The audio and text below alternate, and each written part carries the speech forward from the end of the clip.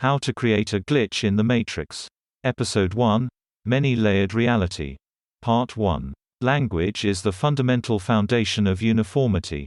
Meaning, expressed through language, is how we transmit our expectations to another, and how we receive expectations from another.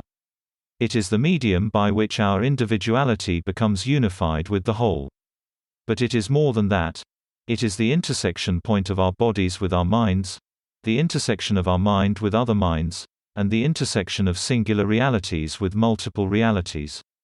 The expression of meaning does not necessarily mean only vocal or auditory meaning.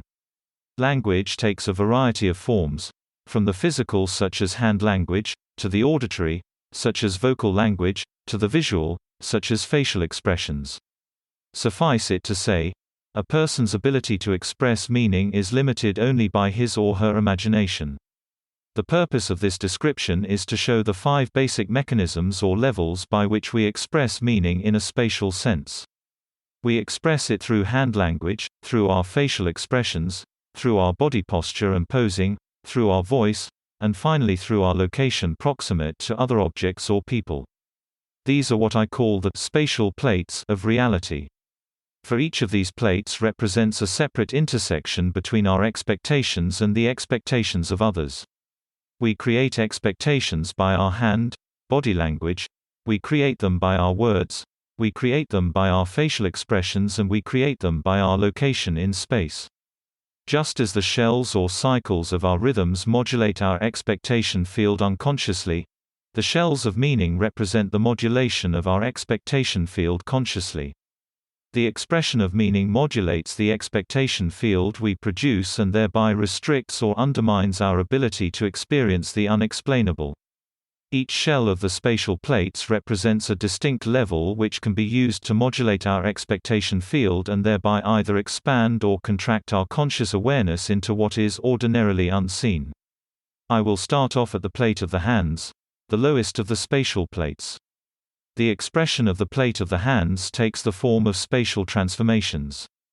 In the expression of meaning through gesture, the plate of the hands uses the medium of spatial transformations to express complex ideas and concepts. These complex ideas and concepts take the form of a narrative.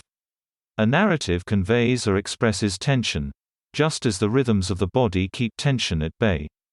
This tension represents both the modulation of one's expectation field and the transmission of that tension into the expectation fields of others.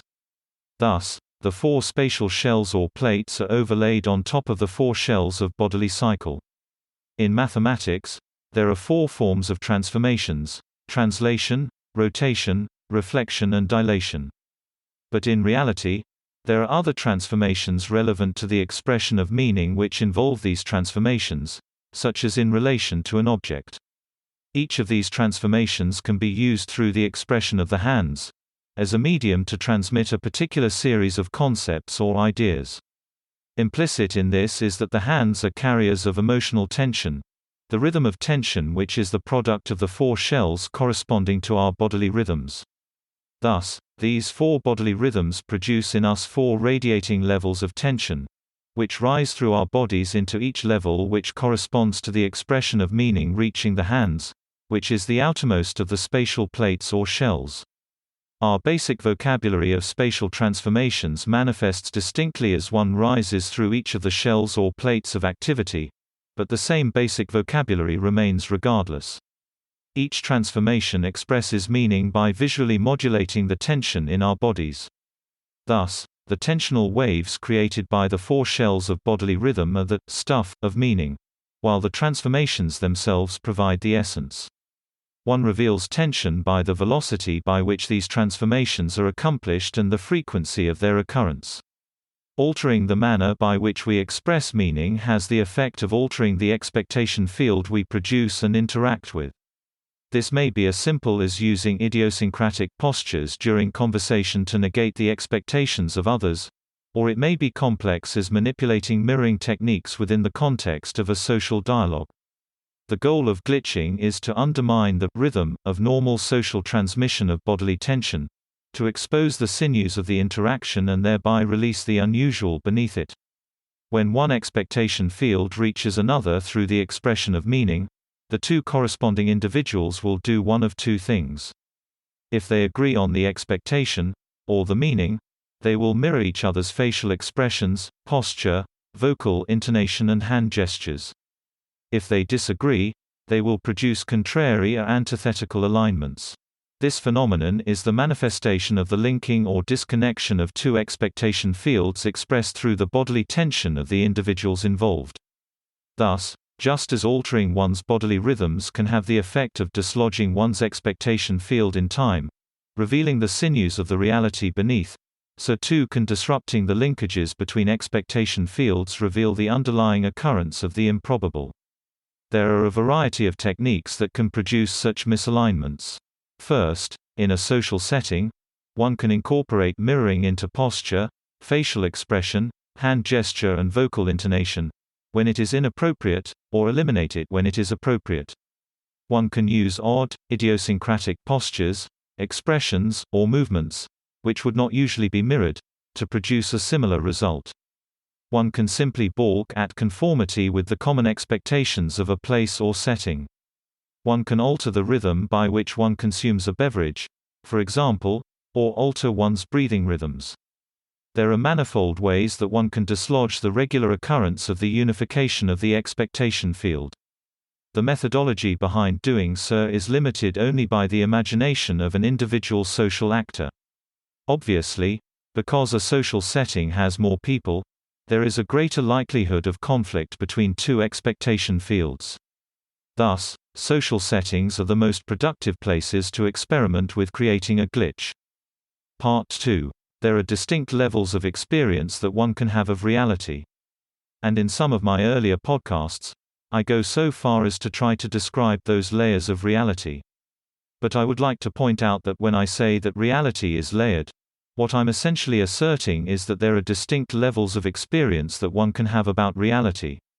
And these distinct levels of experience are fundamentally different and fundamentally enmeshed in each other, such that in the ordinary course, if you're on one level, you wouldn't necessarily understand that there is a higher level.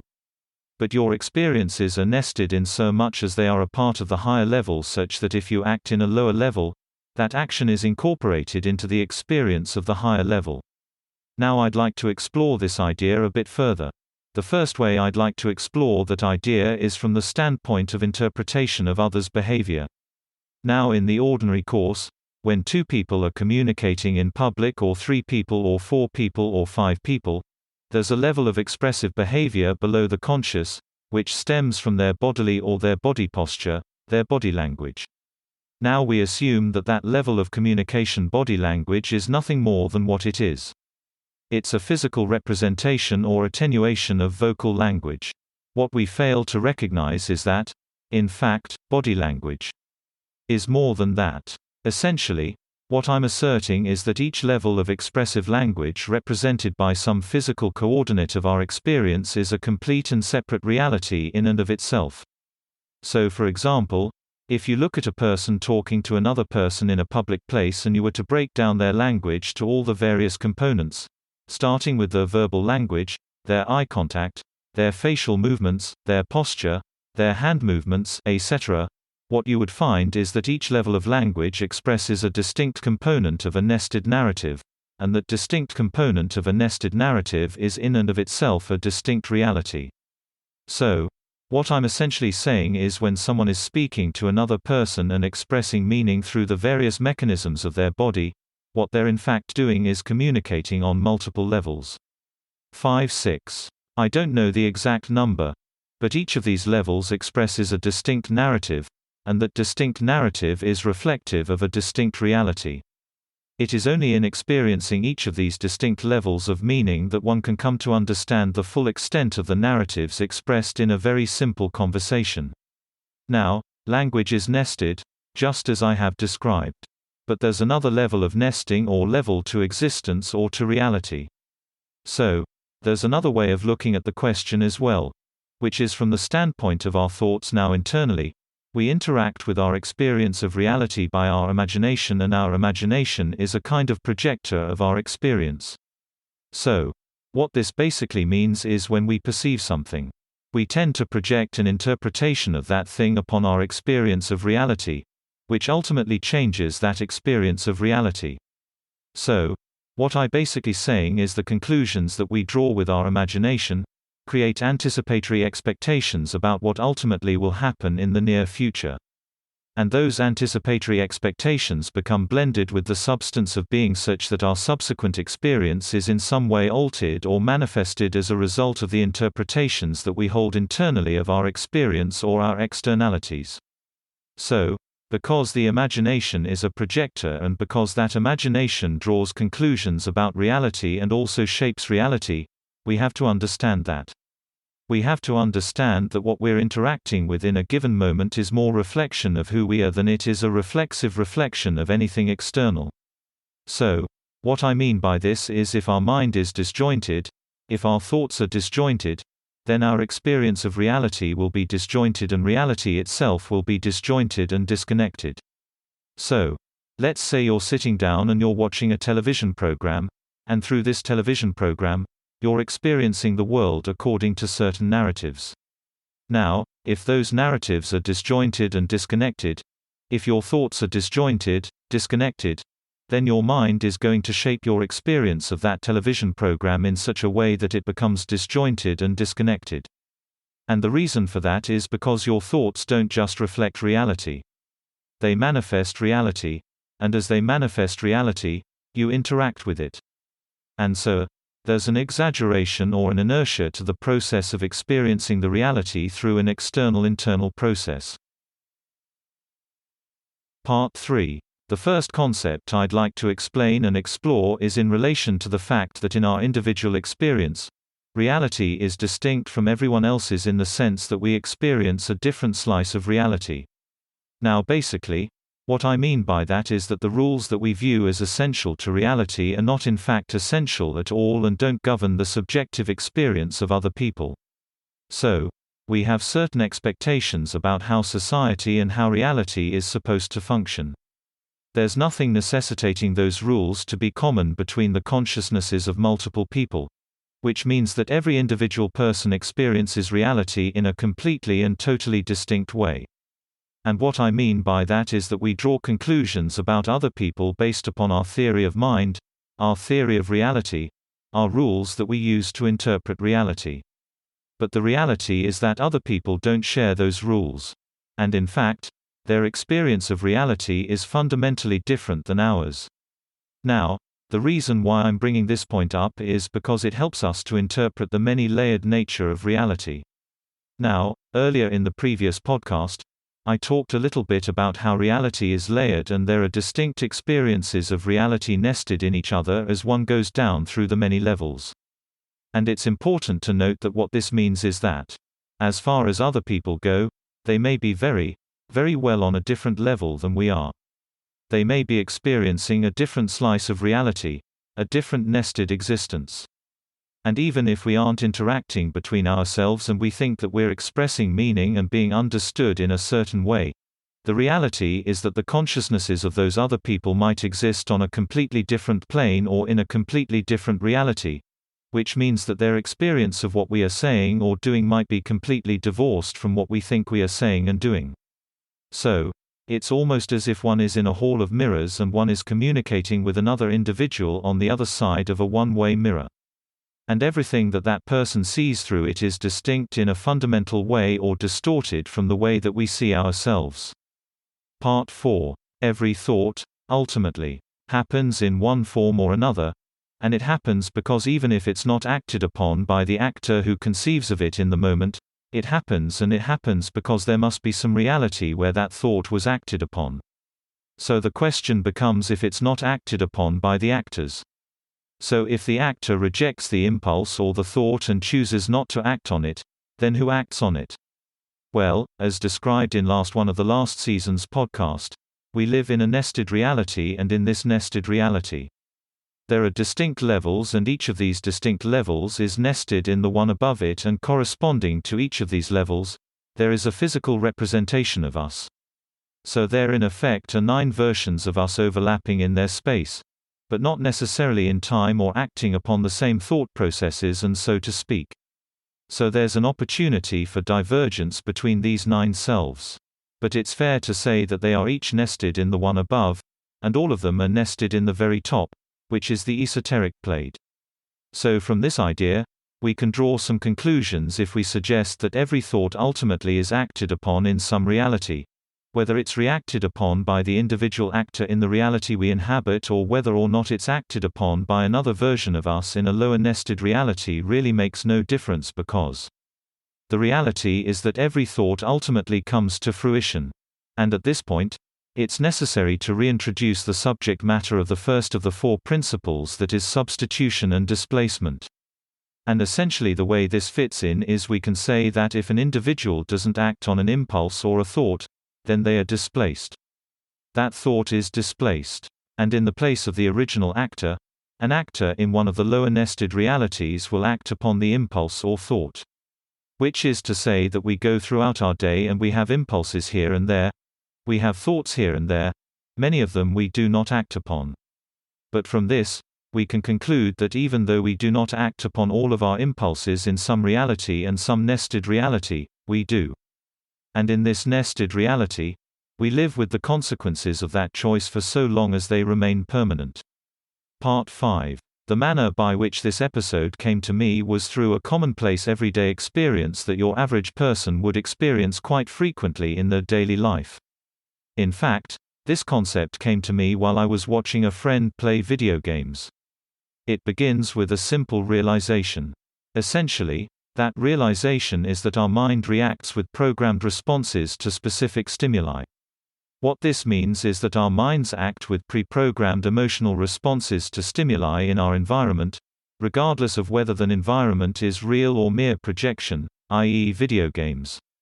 What this also means is that phantom stimuli, that is, stimuli which mirrors real stimuli in some basic way, can produce the same behavioral responses, whether we like it, or know it, or not. For example, let's say that you're watching someone play video games. And that someone you are watching is your spouse or girlfriend or boyfriend. Now, in the video game, that person is interacting with an attractive computer-generated avatar. That avatar is mere artificial intelligence. Such an interaction will produce the same pre-programmed response as would an interaction with a real human being. That is, you will become jealous. Now, it is trite to say that, but that is only the beginning of the discussion. For what we see from this is that our impulses dissolve into the substance of anything we immerse ourselves in, from television, to virtual reality, to hobbies, to building Lego, to playing squash. But there are a few prerequisites for this to work. First of all, it requires the willing suspension of disbelief. Second, it requires the immersion of our attention into some substrate. Third, it requires releasing one's impulses naturally into the subject of one's attention. So these are the 3 prerequisites. What is the significance? When one allows one's attention to dissolve into anything in this fashion, the result is that fabricated stimuli become as real as the real thing as far as one's impulses and natural programming are concerned. In fact, the result of this dissolving of one's impulses into the subject of one's attention is the sublimation of one's impulses. In effect, identity becomes mutable, and extends into the reality created by that suspension of disbelief, manifesting in a distinct and completely new way. So what does this mean? It means that the suspension of disbelief, the immersion of one's attention into an object, renders our impulses subservient to its substance, and that renders that object a new reality in and of itself. What do I mean by the word reality in this context? A reality created by the dissolution of one's impulses into the substance of an experience represents the transmutation of identity to a distinct plane. Which brings us back to the very beginning of our discussion of the nested nature of reality as set out in the early podcasts of monologues. Each level of expressive language by any given person represents a distinct and nested reality because it represents a separate substrate through which one can acquire an immersive experience and suspension of disbelief. So for example, if we imagine that 2 people are communicating. One is speaking, the other is listening. The attention of the listener can be fixed on the hand language of the speaker, the posture and posing, the facial expressions, the voice or the location. Each level, each plate, represents a distinct level of meaning, which can draw the attention of the listener, and thereby dissolve the impulses of the listener. In this dissolution, the expressive language of the speaker becomes embraced by the anticipatory expectations of the listener, the intuitive projection of the listener. Now, unlike some substrate of experience which is inert, or even programmed, like a video game, the immersive experience represented by another individual's expressive language is different in a distinct way. How is it different? It is different because it is the projection of the speaker first, then and only thereafter.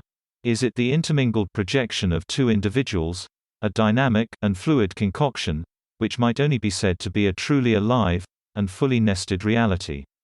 Now, to take a step back, I discussed in the book, How to Create a Glitch in the Matrix, how reality is shaped by our impulses, which reflect our expectations. Thus, it becomes clear that in the dissolution of those impulses into a distinct medium for the expression of identity, we are literally seeing the creation of a new nested universe, a nested reality which has as much substance as the reality we exist in during our everyday ordinary lives.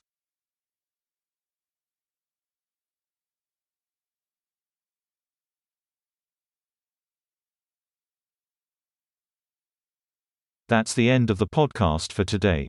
If you enjoyed it, please like, comment and subscribe.